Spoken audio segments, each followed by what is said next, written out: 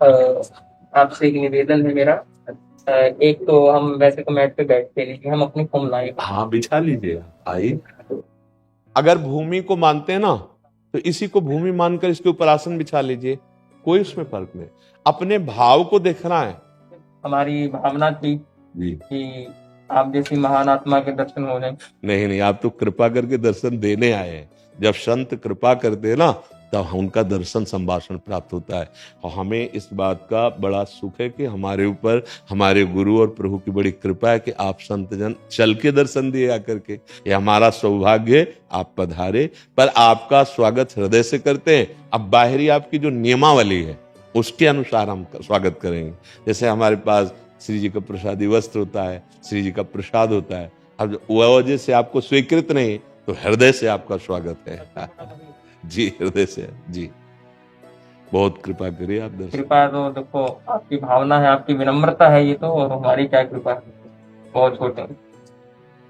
आपके बारे में सुना, देखा तो नहीं खैर, इतना सुना था तो आगरे की ओर जाने का भाव था, तो सोचा कि ये रास्ते में है तो क्यों ना उनसे दर्शन करते मिलन करते हुए इस भावना से हमारा यहाँ आना हुआ। किसी भी मार्ग में जब हम चलते हैं महाराज जी, वो सब मार्ग उसी एक परम तत्व के हैं। उसके चलने के अलग अलग पद्धतियां हैं, तत्व तत्व एक ही है।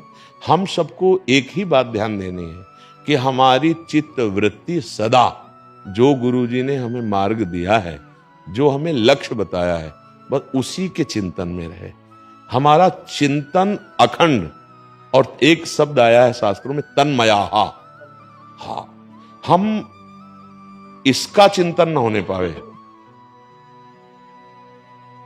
नानात्व का चिंतन न होने पावे, अपने इष्ट का चिंतन। इष्ट का मतलब जो अभीष्ट है, वो स्वरूप है, या हम आत्मस्वरूप सामने गुरुदेव को या आराध्य देव के किसी भी रूप को, हमारा चिंतन सतत होना चाहिए।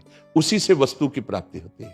चाहे जिस मार्ग से चले, हमारा चिंतन बचना चाहिए। अगर हमारा चिंतन स्त्री पुरुष नानात्व में या मान अपमान सुख दुख लाभ हानि में, तो अभी हमारा चिंतन बहिर्मुख है।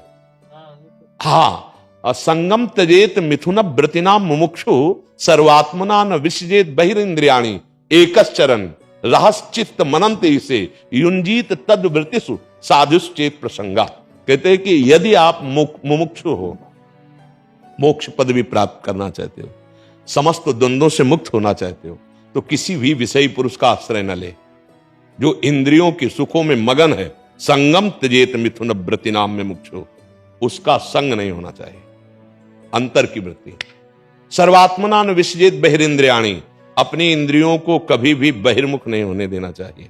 एकश्चरन, अकेला विचरण करे, अंदर से भी किसी वृत्ति का संग नहीं और बाहर से किसी व्यक्ति का संग नहीं। अगर है तो कमजोरी है हमारी।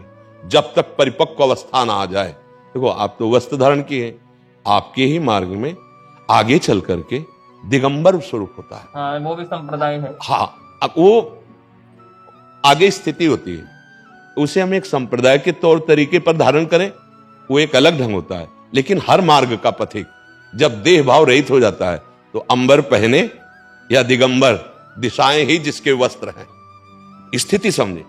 तो सर्वात्मना न विसजेत बहिरिंद्रियाणि एकश्चरन, एक अपना स्वरूप है, साक्षात पर ब्रह्म आत्म तत्व ही गुरु रूप में अपना परिचय देने के लिए हमें स्वीकार किया है। हां, कोई किसी भी भाव का उपासक हो, गुरुदेव की कृपा के बिना आगे का मार्ग दृढ़ नहीं होता है। एकश्चरन, अकेला। अगर कहीं संग करे तो तद व्रतेषु, जो आप व्रत लिए हैं, आत्म तत्व का अनुभव करना या भगवत तत्व की आराधना करना, वह उन्हीं का संग हो। शास्त्र आज्ञा करता है, नहीं तो जब तक परिपक्व अवस्था ना आ जाए तब तक साधु सावधान रहे। इससे, अगर इससे सावधान हो गए तो कोई फंसा ही नहीं सकता। सबसे बड़ा माया का जादू ये है। अब क्या होता है, हम सब कुछ तो छोड़ दिए, लेकिन जिससे सब कुछ में फंसे थे उसको नहीं छोड़ पाते। अगर साधु इसको मिटा दे तो सभा में बैठा हुआ भी एकांत है, विषयों के बीच में भी रहता हुआ उपरति को प्राप्त है। एक होता त्याग, फिर होता वैराग्य, एक होता उपरति। हाँ, ये मार्ग उपरति का है। वैराग्य भी एक स्थिति है, लेकिन उपरति कोई भी अपने चिंतित तत्व के सिवा कुछ है ही नहीं। सर्वान वस्तुतया निरीक्ष परम स्वाराध्य बुद्धिर्मम। यदि आत्म तत्व तो एक ही है, ये सब भ्रम है, वही एक छाया हुआ है। बहुत सावधानी से निकल चलो महाराज, गुरुजनों की कृपा से आ गए हो। बस ये देखते रहना है कि जो मिटाना है कहीं वो सज न जाए। देहाभिमान, देह भाव, जिसको मिटाना है वो कहीं सज न जाए। बहुत सज करके फिर ये हमें फंसा लेता है। इतने दिनों से ये नहीं पिया, इतने दिनों से ये नहीं खाया, ऐसा ऐसा ऐसा, ये सब बाह्य क्रियाएं केवल देह भाव से है। आप अक्रिय हैं, आप निर्विकार हैं, आप न भोगता है न करता है। अभी अभी रंग में आ गए, बस हो गया।